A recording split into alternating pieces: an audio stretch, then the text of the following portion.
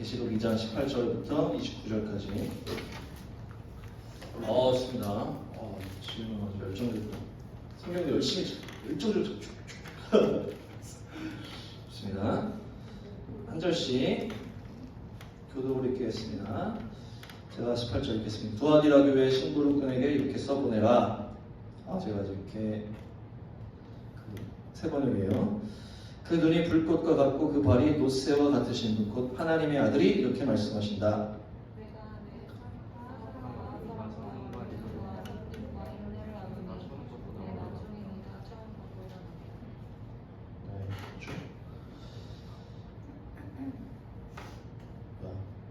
그러나 내게 책망할 일이 있노라. 자칭 선지자라 하는 여자 이세벨을 내가 용납하매니 그가 내 종들을 가르쳐 꿰어 행음하게 하고 우상의 제물을 먹게 하는도다.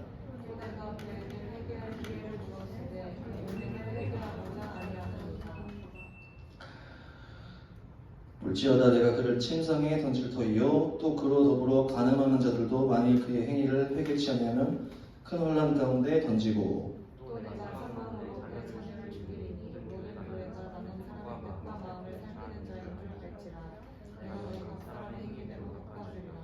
두아디라에 남아있어 이 교훈을 받지 아니하고 소위 사단의 깊은 것을 알지 못하는 너희에게 말하노니 다른 짐으로 너희에게 지울 것이 없노라. 이기는 자와 끝까지 내 일을 지키는 그에게 만국을 다스리는 권세를 주리니 그가 철장을 가지고 너희를 다스려 질그릇 깨뜨리는 것과 같이 하리라. 나는 내 아버지께 받은 것이 그러하니라. 내가 또 그에게 새벽별을 주리라. 개인의 자는 성령이 그에게 하시는 말씀을 들을지어다. 아멘. 오늘 두아디라 교회고요. 계시록 7교회는 마지막 때 나타나는 성도들의 어떤 모습들의 7가지 모습이라고 했죠. 그래서 내 안에 있는 그런 부분들이 딱 와닿으면 획일을 하면 되는 거예요. 아니면 이런 부분이 있으면 이렇게 적용하면 되겠구나. 이렇게 연결하시면 되는데 또 예수님의 모습으로 이렇게 처음에 시작을 해요. 7교회가 다 예수님의 어떤 모습들로 나타나는데 그 모습이 그 교회에 해당하는 말씀과 다 연결이 되게 되어 있어요. 그래서 그 눈이 불꽃과 같다. 어디 가니? 네. 눈이 불꽃과 같다. 그리고 왜요? 그 발이 노새와 같다. 이렇게 얘기를 하고 있어요. 노새. 그 눈이 불꽃과 같다라는 거는 뭐냐? 우리의 모든 것을 꿰뚫어 보신다는. 그러니까 우리가 기도할 때 주님 우리가 수련회 갑니다. 불꽃 같은 눈동자로 다치지 않게 지켜주세요. 어떤 그런 부분도 있겠지만 지금 여기는 묘사가 그런 부분이 아니고 이 눈이 불꽃 같다라는 건 우리의 모든 것을 꿰뚫어 보시는 분이시다. 우리 예수님께서 우리의 마음과 생각을 다 아시는 분이다. 그래서 우리의 모든 행동, 또 우리의 죄악 가운데 있을 때도 다 보신다는 거예요. 그래서 불꽃과 같은 분이다. 우리의 행동뿐 아니라 마음과 생각을 주님이 보신다고 믿으십니까? 주님은 봐야지라고 하는 게 아니고 그냥 딱 보면 다 보여. 우리는 딱 겉에밖에 안 보이잖아. 그래도 어떤 얘가 좀 아픈지 아니면 얘가 기분이 좋은지 그런 건 좀 볼 수 있잖아요. 그런 식으로 약간 인식이 되잖아 어느 정도. 근데 예수님 우리를 딱 볼 때 우리의 생각과 마음을 다 보이는 거야. 그분 우리의 마음. 그래서 옛날에 어떤 천국 갔다 온 얘기를 어떤 애가 해주는데 위에서 예수님이랑 같이 자기가 있었대. 밑에 누가 이렇게 있었대. 저 장면을 잘 봐라 하면서 예수님 막 설명해 주더라고. 그래서 둘이서 막 싸움을 하려고 그래. 한 명이 열받게 하는 거야. 그래서 막 열받으려고 위에서 보는 거야. 천국에서. 둘이 싸우는 장면을 보는 거야. 근데 이 사람이 말을 하려고 하는데 그 천국에서 볼 때 밑에서 검은색이 이렇게 올라오는 게 보인다는 거야. 이게 뭐겠어? 말을 쏟아내려고 막 하는 거야. 근데 막 올라오는 거야. 그리고 막 예수님 옆에서 안돼! 막 듣고 하시더래. 그런데 걔가 막 올라가다 검은색이 막 올라오는데 쭉 내려가더래 다시. 그러니까 예수님이 환하게 웃으셨다 그러면서 그러니까 그런 게 보이는 거야. 그냥. 그리고 또 어떤 교회를 바라했는데 교회 안에 누구 마음에는 이제 십자가 예수님의 모습이 있다 그랬나? 하여튼 예수님이 딱 있고 누구는 없고 그걸 딱 보여줬대. 그 애한테 예수님이. 그래서 막 100명이 앉아있는데 몇 명은 있고 몇 명은 없고 그게 보인다는 거야. 그러니까 그런 것처럼 예수님은 우리의 마음과 생각이 그냥 싹 보여. 우리가 그냥 머리 스타일 보이고 뭐 눈이 보이는 것처럼 예수님 우리의 마음과 생각이 그냥 딱 보이는 거야. 그리고 우리의 믿음 상태도 보여. 그렇기 때문에 그래서 성경에서 계속 하지 말라는 게 뭐냐면 외식하는 자다 이렇게 얘기하는 거예요. 외식하는 자가 뭐냐면 겉과 속이 다른 거를 그렇게 싫어하시는 거야. 우리 예수님은. 왜냐? 우리는 뭐 잘 안 보이지만 예수님은 그냥 보이기 때문에 누가 겉과 속이 다른 거를 하고 있으면은 믿음 하나도 없는 애가 막 믿음 있게 막 하고 있으면은 예수님이 그냥 보이는 거야. 그러니까 그렇게 하지 말라는 거야. 그게 싫은 거야. 예수님. 힘든 거지. 만약에 친구들이 만약에 있는데 얘가 얘의 모든 걸 아니 얘의 어떤 상황을 알고 있어. 근데 얘가 자기를 알고 있는지 몰라. 근데 얘가 나 아닌 척하면서 막 그 거짓말 막 할 때 있잖아. 그러면은 아는 친구가 볼 때 어때? 속으로 막 짜증나잖아. 내가 다 알고 있는데 지금 내가 모르는 줄 알고 막 뻥치고 있네. 딱 할 때 막 속으로 막 얘가 아주 그냥 얘가 아주 가증스럽구나 이렇게 생각할 수 있잖아. 그러니까 그런 것처럼 예수님은 그게 힘든 거야. 예수님이 다 보이기 때문에 우리의 마음과 생각과 믿음 상태까지 다 보이기 때문에 우리가 주님 앞에 막 아닌 척을 하면 안 된다. 그래서 정직과 진실이 주님께 나아갈 때는 가장 중요한 거예요. 그러니까 잘난 척을 하면 안 되고 믿는 척을 하면 안 되고 막 이렇게 하는 거예요. 그래서 또 우리의 있는 그대로 나아가야 된다. 주님께 있는 그대로 나간다. 그러면 이런 얘기하면 꼭 이제 애들이 그런 얘기를 하더라고. 예전에 이런 얘기 하면은 있는 그대로 나가라 그러면은 목사님 저는 지금 있는 그대로 지금 예배드릴 마음이 없습니다. 이렇게 얘기를 하는 거야. 그게 뭔지 알겠죠? 근데 얘가 틀린 게 저는 이게 진실인데요? 막 이렇게 얘기를 해. 그러면은 이제 그러니까 그게 틀린 말은 네가 그게 진실이야. 네 마음에 지금 예배드리고 싶은 마음이 없는 건 진실인데 그러니까 우리가 진실이라고 하고 정직이라고 했을 때 죄악의 편에서 하는 게 아니에요. 온전한 편에서 봤을 때 그게 진실인 거예요. 그러니까 내 안에 막 죄가 있어서 막 내가 막 그 죄가 이게 진실이야. 이거를 실행해야 돼. 막 이거는 뭐예요? 이거는 이제 죄로 가는 거잖아. 그러니까 만약에 우리 안에 막 죄가 있어. 우리 안에 막 미움이 있고 막 누구를 막 때리고 싶은 막 그런 게 있었단 말이야. 있다고 해서 이게 있는 건 있을 수 있는데 이거에 대해서 내가 실행을 옮겨버려. 나는 나한테 솔직해야 돼, 정직해야 돼 하면서 실행을 옮겨버리면 이게 뭐야? 이걸 완전히 이제 마탱이 간 거잖아. 그러니까 이 정직과 진실이라는 거는 온전하고 선한 쪽에서 그걸 봐야 되는 거예요. 온전하고 선한 쪽에서 봤을 때, 내 안에 온전함이 없다고 했다라는 거를 인식을 하는 것이 그걸 정직하게 받아들이는 걸 말하는 거예요. 그러니까 온전한 편에서 진실하라는 얘기예요. 온전한 편에서. 그러니까 난 진실되라고 했으니까 나는 예배한테 놀고 싶어. 그럼 나는 그냥 그러니까 그렇게 흘러가면 안 된다는 얘기예요. 악한 쪽으로 솔직하지 말라. 그 악당들 보면 얼마나 솔직해. 솔직하게 욕 다 하면서 다 막 하잖아. 걔네들은 완전히 그 술에 취하면 그게 다 나오잖아. 그게 악령에 취하면 그렇게 솔직하게 나와. 악한 게 솔직하게 나오고 성령에 취하면은 선한 게 솔직하게 나온다는 거지. 근데 선한 게 나가야 되는데 우리 안에 선한 게 없다라는 거를 봤을 때 이걸 선한 걸로 다시 채우려고 하라는 얘기지. 그러니까 네 안에 지금 선한 게 없으면 그냥 선한 쪽으로 악한 쪽으로 가버려라. 이게 솔직하게 정직하게 하라는 게 아니고 네가 지금 선한 게 되지 않았다라는 걸 그 자체를 솔직하게 받아들이고 그거를 선하게 바꾸기 위해서 하라는 얘기예요. 말이 어려운데요. 그러니까 이해는 됐죠? 그러니까 주님 앞에 만약에 주님께 관심도 없고 막 지금 막 다른 생각을 계속 하고 있는데 겉으로는 예배를 드리는 것처럼 이렇게 하고 있어. 그렇게 하면은 하나님 볼 때 그게 힘들다는 거야. 얘가 마음에 지금 예배에 관심도 없고 주님께 관심도 없고 세상 걸로만 가득 차 있는데 예배를 드려야 되니까 그냥 복 받아야 되니까 엄마가 가라고 했으니까 와서 이렇게 예배를 드리고 있는데 다들 하니까 나 같이 하고 있어. 그러면 안 된다는 거야. 근데 만약에 그 상태에서 정직하다는 건 뭐야? 내 안에 지금 악한 게 있네. 이 솔직한 거를 이걸 해결하라는 거야. 이거를 내 안에 이 악한 거를 다시 주님께 갈 수 있도록 이걸 먼저 해결하는 거야. 만약에 찬양을 해야 되는데 지금 내가 이게 해결이 안 됐으면은 안 된 상태에서 그냥 아닌 척하고 찬양하는 게 아니고 이거를 해결하기 위해서 만약에 찬양을 그냥 멈춰서 기도를 한다든지 아니 그 찬양하더라도 그런 쪽으로 집중을 하라는 얘기지. 내 마음을 주님께 온전하게 올 수 있도록. 이거 설명이 어려운데요. 이해됐나? 주님? 뭔지 알겠지? 그러니까 하나님 앞에 정직한 건데 이거는 선한 쪽에서 정직을 해야 된다는 거예요.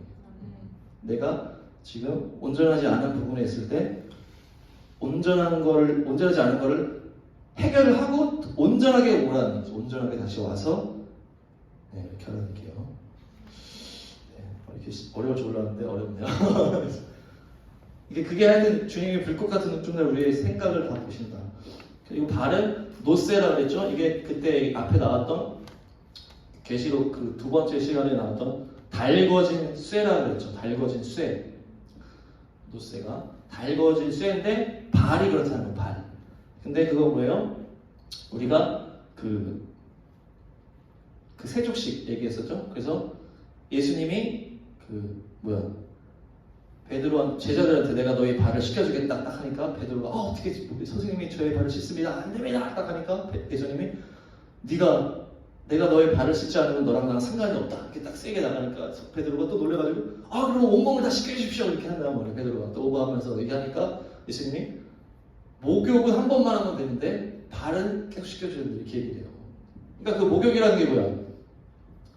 이게 이제 믿음의 이제 세례를 말하는 거죠. 믿음의 시작을 말하는 거고 세례. 그러니까 우리가 예수님 믿기로 결단하고 주님 따라가기로 결단한 그게 세례야.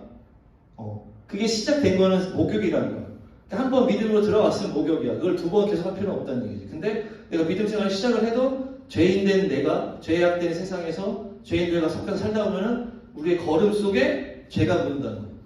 죄가 묻어. 그러니까 예수님이 우리의 발을 씻겨준다는 건 그냥 예수님이 겸손하게 그냥 낮아지시고 이런 차원이 아니고 우리의 발을 씻겨준다는 우리의 세상 살면서 묻는 그 죄악들을 예수님이 씻겨주신다는 거예요.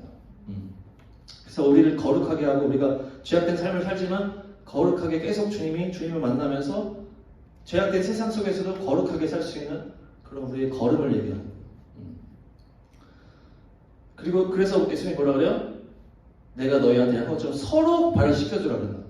그러니까 서로 어떻게 하라는 얘기야? 서로 겸손하게 먼저 하세요 이런 게 아니고 서로 어떻게 죄를 이길 수 있도록 씻겨주라는 얘기야.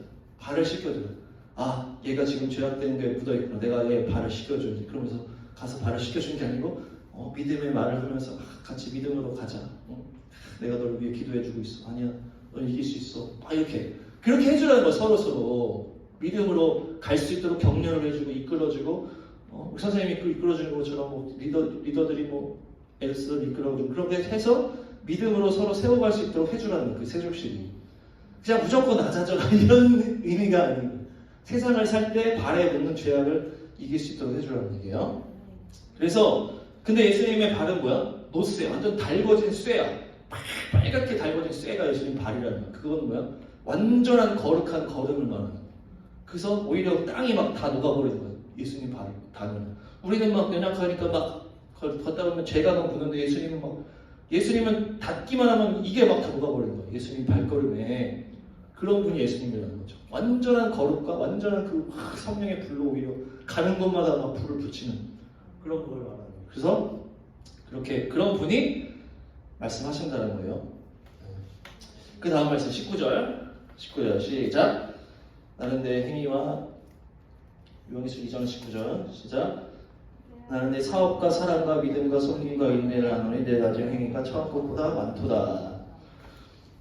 그러니까 이제 우리 목사님께서 얘기하시지 처음에 예수님께서 칭찬을 먼저 하신다고 그랬죠. 그래서 내가 너의 행위, 너의 사랑, 믿음, 섬김, 인내 그걸 다 안다는 거예요. 우리 임원들이 힘들게 이렇게 하고 또 편하게 이렇게 알바도 와서 또 하고 또 미술쌤이 편집도 하고 또 드럼도 치고 이렇게 하는 걸 다 알고 있어. 너의 행위와 너의 사랑, 믿음, 섬김을 내가 다 알고 있어. 너가 점점 나중에가 처음보다 더 좋아지고 있다는 것도 딱 얘기를 딱 해주시고 네가 점점 좋아지고 있어. 너가 나아지고 있어. 점점 믿음에 점점 굳건히 서고 있어. 잘하고 있다는 내가 알고 있어. 다 알고 있어. 그래서 내가 너의 생각을 다 알다고 하면서 하고 나서 이제 다른 책망을 얘기하는데 이 책망은 그러니까 막 혼내기 위해서 그냥 칭찬 한마디 던져놓고 혼내고 이게 아니에요. 우리가 약간 누구 혼내기 전에 한번 칭찬해주고 혼내는 거 이렇게. 우리 어떤 계산적인 게 아니고 정말 더 나은 방향으로 가게 하기 위한 책망이야. 예. 그러니까 우리가 뭐 선생님도 해봤겠지만 이렇게 막 애들이 좀 더 나아졌으면 좋겠는 마음으로 이렇게 책망할 때가 있잖아. 야, 잘하고 있는데 정말 내가 지적하는데 의미를 두는 게 아니잖아. 내가 너를 탁 지적했어. 내가 얼마나 똑똑해. 이런 게 아니고 정말 얘가 좀만 이것만 좀 잘 바꾸면 더 좋을 것 같은데 그런 거. 그렇게 지금 얘기하시는 거예요. 두 아들한테. 네. 그러면서 뭘 얘기하는 거예요? 나무랄 것이 있는데 네가 이세벨이라는 여자를 용납하고 있다 이렇게. 이 이세벨은 이제 구약에 나오잖아요.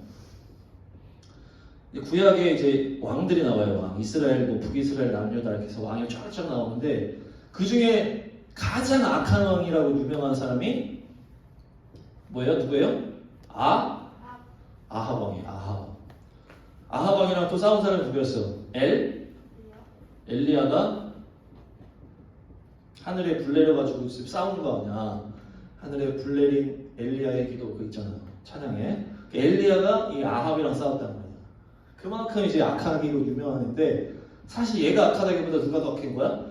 이 여자가 이 뒤에서 얘를 악하게 만들었어. 이 여자가 이제 우상 숭배를 제대로 하는 이제 여자인데 이 여자가 얘랑 결혼을 했단 말이에요. 그러니까 이제 우상 숭배하는 나라에서 온 거예요. 같은 나라 사람이 아니었고. 그래서 이 아합이랑 결혼했는데 이세벨이 엄청 악한 거야. 이게 남자 여자가 결혼을 하면은 남자가 다 여자한테 잡혀 살게 돼 있어요. 그래서 자신감이 잡혀 살게 돼 있어. 그러니까 이세벨이 완전히 아합을 그냥 악하게 막 끌고 가는 거야. 결혼을 잘해야 됩니다. 자매들은 또 잘해야 되고. 그래서 이 아합을 완전히 악하게 됐는데 이 뒤에서 이게 쥐락펴락한 게 이제 이세벨. 악하기를 유명해요. 이제 완전 우상 숭배자인데 그러면서 이제 이세벨이라는 여자를 네가 용납하고 있다. 20절 읽어볼게요. 시작. 그러나 내게 책망할 일이 있노라. 자칭 선지자라 하는 여자 이세벨을 네가 용납함이 그가 내 종들을 가르쳐 꿰어 행음하게 하고 네, 그러니까 용납하고 있다 이렇게 얘기를 하는데 이 용납이라는 거는 뭐예요? 그러니까 외부인이 아니라는 얘기야. 그러니까 성경을 볼 때 우리가 안 좋은 거를 자꾸 외부 뭐 믿지 않는 사람이 연결하면 안 돼. 다 우리 믿는다고 모여있는 그 공동체 안에 문제라는 얘기야. 이세벨이라는 존재가 그 공동체 안에 있다. 뭐 우리 안에 있는 얘기가 아니고 어떤 믿음이라는 어떤 그 교회라는 어떤 그런 공동체 안에 있다는 얘기고 뭐라 그래요? 네가 용납하고 있다. 용납하고 있다는 거는 같이 있는데 어느 정도 인정해주고 있다는 거예요. 인정. 잘못된 사람인데 인정해주고 있다는 거예요. 인정. 이게 만약에 뭐 이렇게 친구들 간에 이렇게 있는데 얘가 되게 약해. 얘가 막 나쁜 거 할 때 막 같이 동조하진 않지만 옆에 그냥 같이 이제 뭐 옛날에 학생 때 뭐 깡패들이 막 일진 애들 할 때 앞장서서 악행을 하는 애들 있고 뒤에서 그냥 같은 편인데 그냥 이렇게 있는 애들 있잖아. 근데 막 실제적으로 막 괴롭히고 하진 않는데 뒤에서 그냥 같이 있는 애들 있고 그게 용납이야. 같은 그 바운더리 안에서 인정하고 있다는 거지. 인정해주고 있다는 거야. 인정. 네 안에 이 이세벨이라는 존재를 인정해주고 있는데 이 이세벨이 악한 존재다라는 거예요. 그러면서 뭐라 그래요? 자칭 선지자라 얘기하는데 자칭 선지자가 그러니까 그 앞에 또 보면은 자칭 유대인이라는 표현이 있어요. 그거는 믿음이 있다고 사람이 봐. 근데 믿음이 없는 걸 말하는 거야. 자칭 유대인, 자칭 그리스도인, 자칭 선지자. 그러니까 자칭 유대인이라는 표현은 지금으로 따지면은 겉으로는 믿음이 있다고 보지만 실제는 믿음이 없고 그냥 자칭인 거야. 자칭. 나 그냥 믿어. 근데 하나님과는 좀 관계가 없어. 하나님이 주신 믿음이 아니고 나는 그냥 자칭이야. 누가 보면 믿는 그룹 안에 있는데 믿음이 없는 걸 말하는데 얘는 뭐예요? 선지자야. 자칭 선지자. 그러니까 선지자라는 건 뭐냐면 하나님의 말씀을 전하는 사람인데 이 자칭 선지자는 가르치는 입장에 있다는 거야. 자, 이 이세벨이라는 이 사람이 가르치는 입장이야. 가르치는 입장. 그러니까 자칭인데 자칭 선지자니까 가르치는 입장에 있는데 믿음이 없는 사람을 말하는 거예요. 가르치는 입장에 있는데 믿음이 없거나 완전히 틀어졌거나 타락했거나 그렇게 말하는 거예요. 그래서 그래서 가르침을 받으니까 어때요? 같이 흘러가고 있는 거야, 같이. 내 종들을 가르치고 그들을 미혹시켜서 가늠하게 하고 우상의 재물을 먹게 하고 있다. 그러니까 이 이세벨한테 용납을 하다 보니까 인정하고 있다 보니까 영향을 받아서 같이 악한 쪽으로 흘러가고 있다. 같이. 가늠을 하고 우상에게 재물을 바치고 있다. 이렇게 얘기하거든요. 그러니까 뭐예요? 그러니까 간음이라는 건 뭐예요? 간음이 뭐야? 바람을 피는 걸 말해. 바람을 피는 거를. 그러니까 이제 신랑 신부가 있는데 이제 그 냅두고 다른 신랑 신부랑 이렇게 사랑을 하고 관계를 하고 그게 바람이잖아.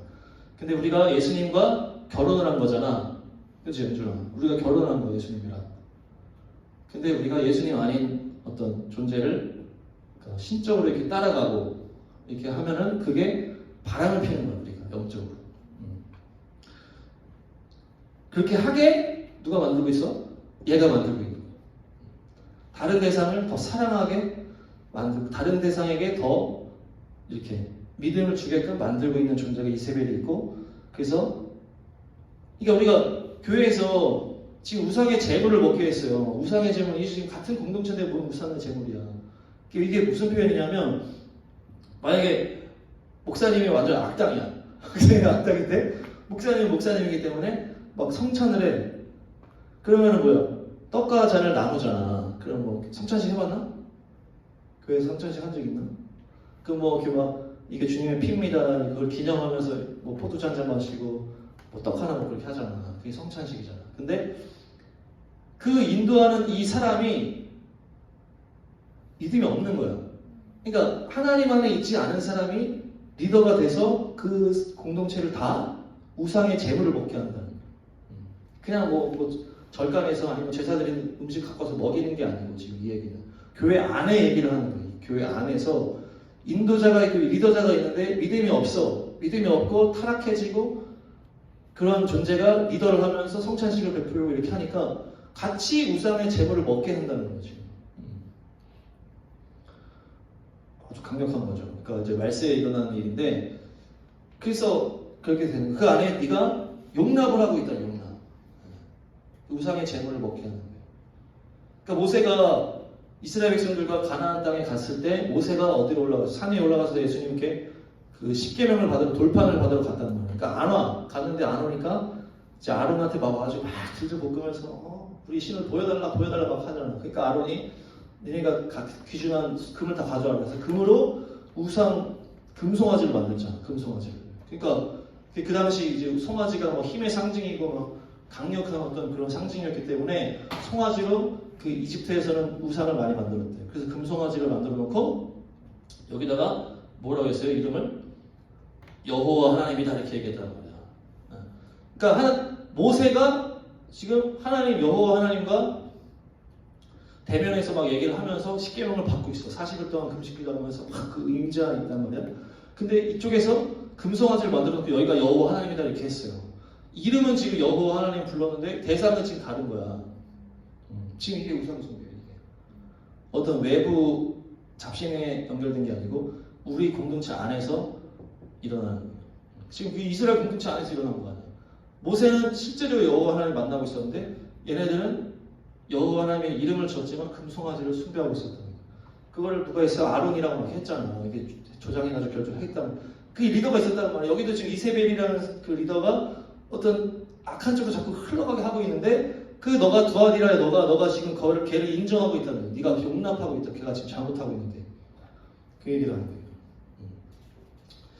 그래서 제가 이제 이거를 보면서 어떤 그 잘못된 신학을 가르치는 교수님들 있잖아.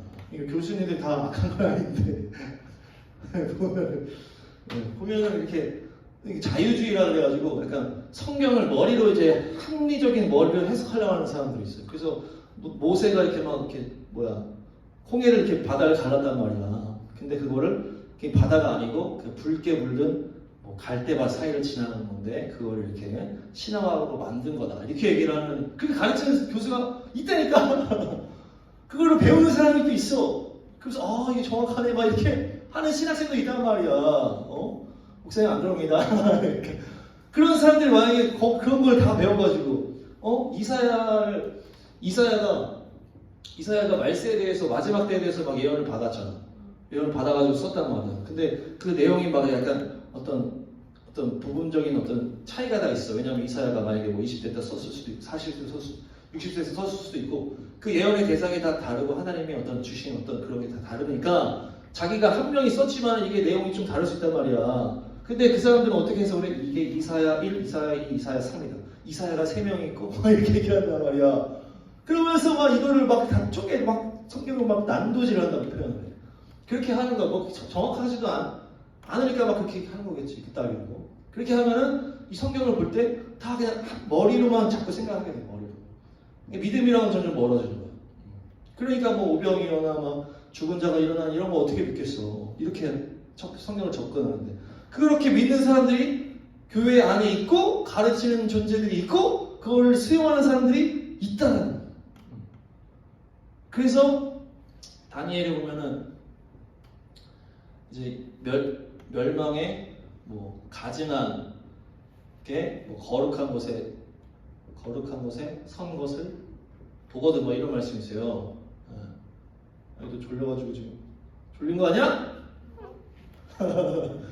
일어나 있어. 그러니까 이게 이제 말세에 적그리스도가 이제 성전에 와서 이렇게 쓴다는 얘기인데 뭐예요? 멸망은 가증한 것이 거룩한 곳에 선다는 거는 지금 이런 걸 말하는 거야. 그러니까 거룩한 자리인데 믿음도 없고 거룩하지도 않은 존재가 가가지고 막 그래서 교회 중에 교회에서 스님을 데리고다가 스님한테 설교를 시키는 교회도 있어 지금. 그 스님도 나름 의미가 있다고 좋은 말을 한다고 해놓고 강단에 막 세운단 말이야. 지금 그 얘기가 이 얘기야. 네가 멸망에 가증한 것이 거룩한 것에 선 것을 보거든 그것을 떠나라 이렇게 얘기를 한다는 거야. 성경의 말세에 대해서 얘기할 때 그게 적그리스도가 와서 딱 섰을 때 그걸 얘기하는 건데도 영적으로 지금 적용을 해보면은 거룩한 곳에 멸망에 가증한 것이 거룩한 곳에 선 것을 보거든 그곳을 떠나라는 이미 그곳에는 완전 타락한 문제야. 그래서 옛날에 그 북한에서도 김일성 동상을 세우고 막 이렇게 하니까 그때 알아채리는 잽싸게 나올 수 있으면 빨리빨리 나와야 된다. 교회를 막 문 닫게 하고 하면은 나와야 된다. 이미 거기가 만약에 딱 돼버리면. 그러니까 이걸 그 얘기를 하는 거예요. 근데 지금 뭐 하고 있다는 거야, 두아디라가? 그거를 용납하고 있다, 용납하고. 그 믿음도 없고 완전히 타락한 그 사람의 가르침을 네가 용납하고 있다. 그래서 막 그런 막 얘기도 있잖아. 막 신학교에서 막 이렇게 막 이런 얘기 막 세상적인 그런 막 이론으로 막 가르치니까 어떤 학생이 교수님 그거는 아니라고 생각합니다. 막 이러면서 막 싸우는 애들도 있어. 여기도 어떤 뭐 내가 아는 형도 막 그러고 막 뛰쳐나가는 애들도 있고 막 있단 말이야. 나름 어떤 그런 거에 대해서 물들지 않으려고 막 하는 그런 거야.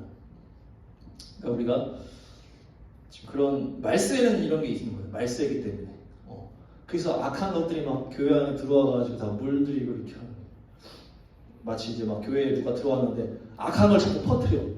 이게 이제 신학적인 걸 떠나서 막 죄를 막 퍼뜨리면은 우리가 그거를 용납을 하면 안 돼. 야, 그러면 안 되지. 아까 얘기했잖아. 발을 씻어주라고 했잖아. 누가 죄를 막 죄 쪽으로 막 악한 쪽으로 세상 쪽으로 가려고 하면 안 가게끔 우리가 서로 막아줘야 되는데 다 그냥 괜찮아. 아예 뭐 교회는 술도 먹을 수 있지. 막 이렇게 하면서 그냥 용납을 해. 용납을 해. 그럼 안 된다는 게요. 21절 한번 보겠습니다. 시작. 또 내가 그에게 회개할 기회를 주었으되 그 맹을 회개하고자 아니하는도다. 그러니까 그 대상이 지금 교회 안에 있는 대상이라고 더 말해 주시는 거예요. 그러니까 회개할 기회를 하나님이 준 사람이라 준 사람. 근데 이미 걔가 어떻게 했다고? 회개를 거부했다는 거예요. 그러니까 이제 심판에 들어섰다는 얘기죠. 그 사람이 그 이세벨이. 보통이 아니었기 때문에 이세벨이라고 이름을 줬겠지. 하나님이 이세벨이라고 했을 정도면 이세벨이라고 하지 완전히 악당이야. 최고 악당인데 이세벨이라는 거야. 그러니까 거기에 물들지 말라는 거야. 얘가 이미 회개의 기회를 버려버렸다. 그래서 그렇게 해서 22절, 23절 나옵니다. 22, 23 시작. 볼지어다 내가 그를 침상에 던질 터요 또 그로 더불어 가늠하는 자들도 만일 그의 행위를 회개치 아니하면 큰 환난 가운데 던지고 또 내가 사망으로 그의 자녀를 죽이리니 모든 교회가 나는 사람의 뜻과 마음을 살피는 자인 줄 알지라. 내가 너희 각 사람의 행위대로 갚아 주리라. 그래서 이제 심판에 대해서 얘기하는데 이제 이세벨을 하나님이 심판하겠다는 얘기예요. 근데 어떻게 심판해? 그와 관계된 자들도 같이 심판하게 되는 지금. 내가 그 악한 그 신학교 교수도 내가 심판할 건데 그 신학교 교수 그 가르침, 악한 가르침, 그 세상적인 그 가르침을 네가 따르는 자들도 내가 같이 심판해 버리겠다. 그러니까 그 앞에 뭐라 그랬어요? 거기 돌아서라는 얘기예요. 근데 막 구체적으로 얘기해요. 병상에 던져버리고 환난을 당하게 하고 자녀들을 죽게 하겠다고 얘기를 하는 거예요. 자녀들을 죽게 하겠다. 23절을 보니까 내가 사망으로 그의 자녀를 죽이리니. 그러니까 이건 뭐냐면, 그러니까 자녀들을 이제 심판하겠다는 건데, 자녀들을 하나님이 그냥 자녀들이라고 해서 너 악한 네 아빠가 악해, 내가 너를 죽여버리겠어, 가서 죽이 복수하고 이런 차원이 아니고 죽음으로 죽인다 이렇게 얘기를 하는 거예요. 죽음으로 죽인다. 그러니까 이건 뭐냐면 이 부모가 악한 어떤 거기에 있을 때 여기서 구별되지 않으면 어떻게 되는 거예요? 자녀들도 그 똑같은 그거를 받아들이게 돼요. 그렇지? 부모가 악한 거에 대해서 똑같이 받아들이기 때문에 그 자녀가 죽음으로 23절 앞에 사망으로 자기 자녀를 죽이겠다. 이게 결국 죄와 사망으로 죽는다는 얘기가 하는 거예요. 그 자녀가 거기에 영향을 받은 우리도 똑같이 그 자녀가 그 가르침을 받는 자녀라고도 볼 수 있고 그 가정의 자녀일 수도 있는데 똑같이 그 죄악의 가르침을 받기 때문에 그 죄로 인해 죽는다는 거예요. 그 죄로. 그냥 네 부모가 잘못했지 내가 널 복수해 죽이겠어 이게 아니고 그 죄악된 거에 같이 연결되어 있기 때문에 결국 죄와 죽음으로 가는 길에 있기 때문에 그 죄로 인해서 죽고 죽음으로 인해서 죽게 된다고 표현을 하시는 거예요. 이해하고 있나? 네, 좋습니다. 감사해요. 그래서 23절에 뒤에 보니까 이제 내가 그렇게 해서 어떻게 한다고? 내가 사람의 마음을 살피는 자가 나라는 걸 알게 해줍니다.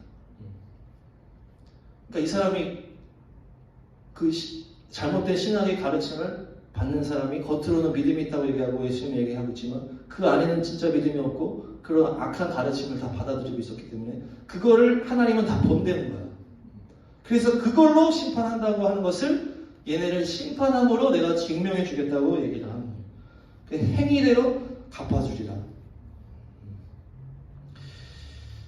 좋습니다. 그리고 24절 시작. 그 아들에 남아있어 이 교훈을 받지 아니하고 소위 사단의 깊은 것을 알지 못하는 너희에게 말하노니 다른 집으로 너희에게 지을 것이 없노라. 그러니까 물들지 않은 자들이 있다라고 하고 그들을 남은 자라고 하는 거예요. 남은 자.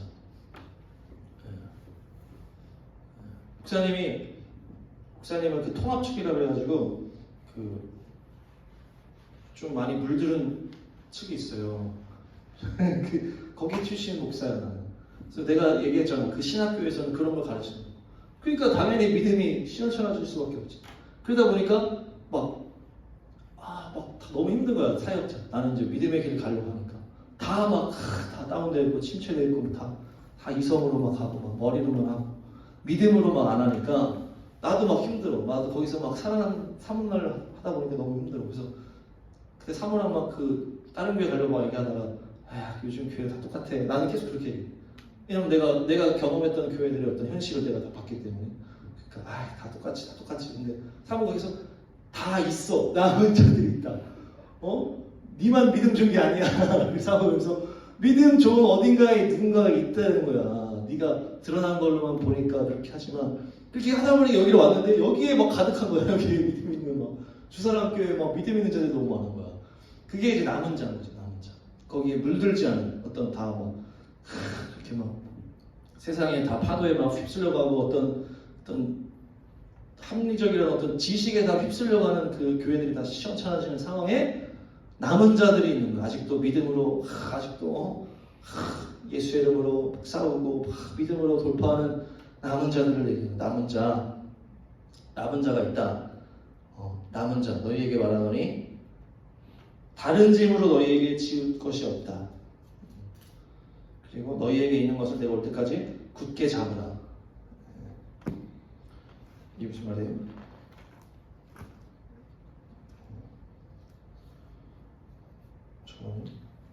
그래서 우리가 남은 자에 있어야 돼. 남은 자에.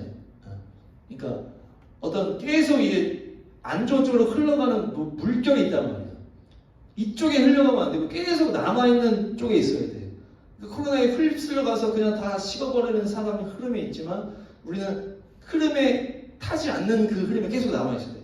믿음의 쪽에 남아있고 믿음의 쪽에 남아있고 계속 남아있어야 돼. 그렇게 했을 때 어떻게 돼요?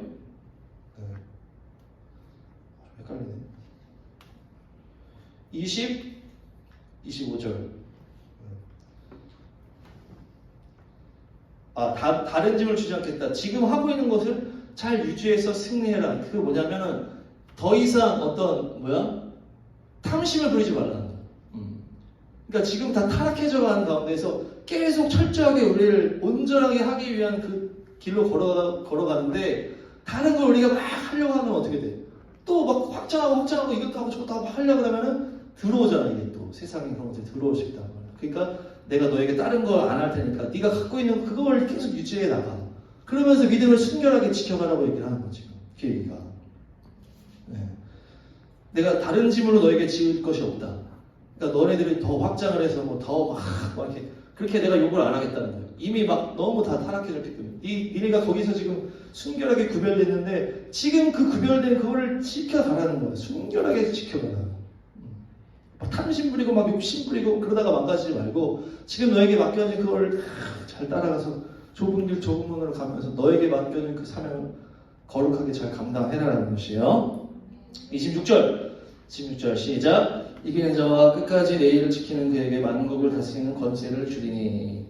이기는 자 끝까지 믿음을 지켜가는 자, 이세벨에 물들지 않은 자들은 하나님의 사명을 주시겠다는 사명을 주시고 만국을 다스리는 권세를 주겠다. 이게 사명인데 내 일을 끝까지 지키는 자에게. 그러니까 여러분이 갖고 있는 지금 그 믿음의 길을 지금 하고 있는 그 믿음의 사역들을 끝까지 잘 감당했을 때 그게 이기는 자입니다.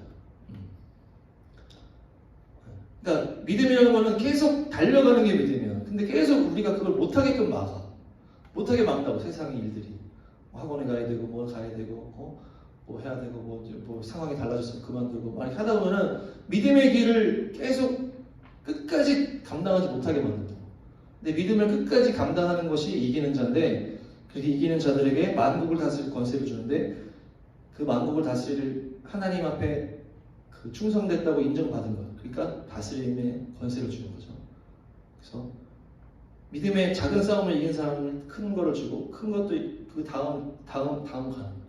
목사님이 내 한 명의 믿음을 지키는 거에서 통과를 해야 내가 선생님도 지키고 선생님을 하는 거를 잘 감당을 해야 사역자도 지키고 작은 사역도 잘 감당을 해야 큰 사역도 맡기고 하는 거잖아. 그걸 보고서 우리가 커 나가는 걸 봐야 하나씩 맡긴 것처럼 우리가 우리에게 주어진 사명들을 감당했을 때 하나님의 일들을 주는 거예요. 그게 만국을 다스릴 권세인데 철장을 다스리고 27절 시작. 그가 철장을 가지고 저희를 다스려 질그릇 깨뜨린 것과 같이 하리니 나도 내 아버지께 받은 것이 이러하니라. 그러니까 철장이 뭐냐면 쇠 막대기예요. 쇠 막대기로 다스린다는 건데 질그릇을 깨뜨리는 것과 같다. 그러니까 질그릇을 쇠 막대기로 깨뜨리면 어때요? 다 깨지는 거예요, 무조건. 그만큼 너에게 권세를 줘서 너의 어떤 걸음을 방해하는 어떤 악한 권세나 어떤 세상적인 그것들을 이길 때 어떻게 이기게 해준다는 거야? 완전히 박살내버리는 거야. 네가 내 앞에 온전하고 의롭다는 은정을 다 받고 네가 내가 더 큰 권세를 줬을 때 네가 또 충성돼 나가면 네가 다스리는 것이 쇠막대기로 질그릇을 깨는 것처럼 쉽게 할 수 있다는 권세를 딱 주면 하나님이 주면은 그러니까 막 처음에는 우리가 막 교회 나오는 것도 막 힘들어. 근데 막 나중에는 뭐 교회 나오는 일도 아니잖아 우리가. 교회 나오는 힘들 수도 있지. 점점 강력하게 주님의 일을 감당할 수 있다는데요. 쇠막대기로 질그릇 하듯이. 근데 우리가 그렇게 다스리는 게 뭐예요? 내가 아버지께 받은 것이 그러하다 이렇게 얘기를 하는데 저는 이거를 또 어떻게 생각을 했냐면 예수님이 우리 이 땅을 다스리시잖아. 물론 뭐 하나하나는 뭐 우리를 통해서 하시지만 이 우리가 사는 이 세상에서 실제적인 주인이 예수님인 거야. 그렇죠? 근데 우리가 정말 이 새 하늘 새 땅 새롭게 이제 여기서 끝내가 갔을 때는 우리 다이면서도 얘기했지만 어떤 별을 우리가 하나씩 받는다고 했잖아. 그러니까 그게 좀 구체적으로 말하면 지금 이 세상에서 예수님이라는 이름을 가지고 하나님 예수님이 역사를 하잖아. 이렇게 역사를 하잖아. 그것처럼 지후라는 이름을 가지고 지후가 다스리는 그런 공간이 생긴다. 그럼 그곳에서는 뭐 지후 그리스도 이렇게 할 수도 있는 그러니까 오해를 하지 말고 들어.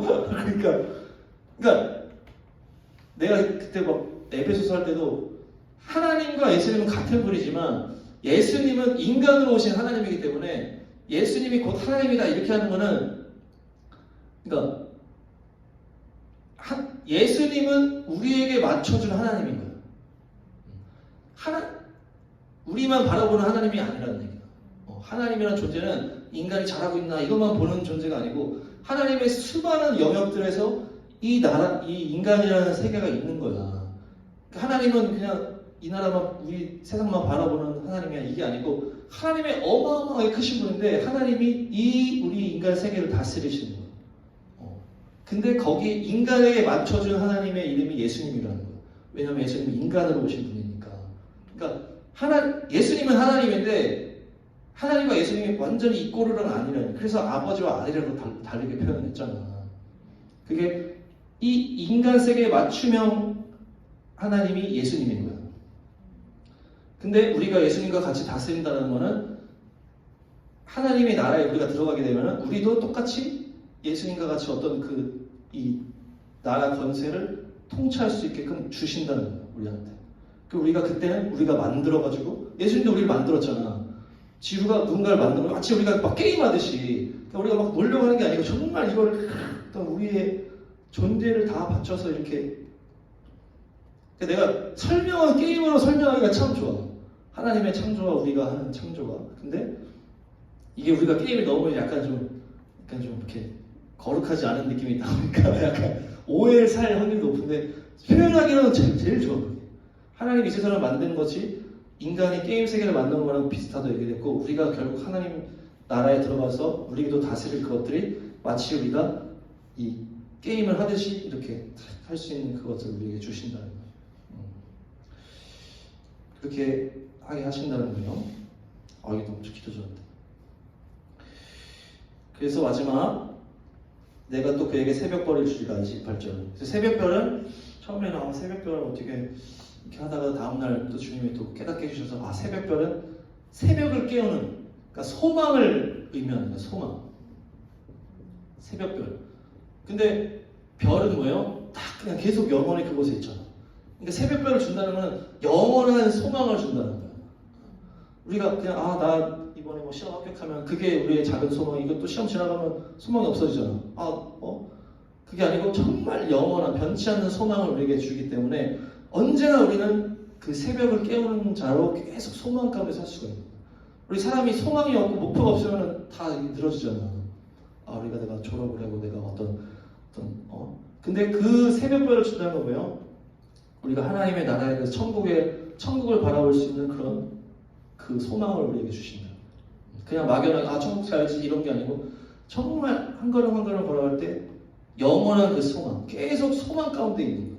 지치지 않는 어떤 새벽별. 그게 새벽별을 우리에게 준다는 게 언제나 변치 않는 그 영원한 소망을 붙들고 그렇게 나아갈 수 있게 해주겠다는 얘기. 새벽별을 주신다는 얘기. 그래서 결론적으로 정리를 하면 우리가 잘 열심히 도와드려가 열심히 섬기고 이렇게 해왔어. 근데 그 안에 어떤 이세벨의 가르침, 이세벨의 그런 악한 것들이 물들어 있어 용납하고 있었다. 그거를 끊어내야 된다. 안 그러면 우리도 같이 심판받았을 때 그거를 끊어내고 오직 어때요?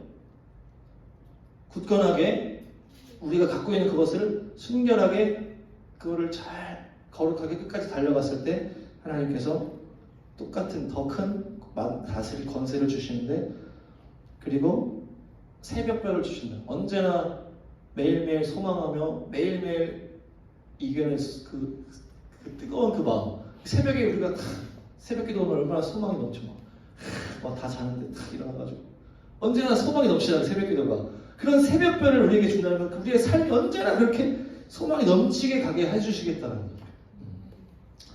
그렇게 좋습니다. 네, 기도하고 찬양을 그거 합시다. 아까 했던 거구나. 나는 아무것도 안 해요.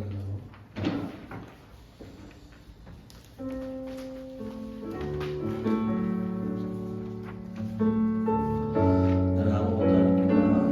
찬양하고 기도하도록 하겠습니다.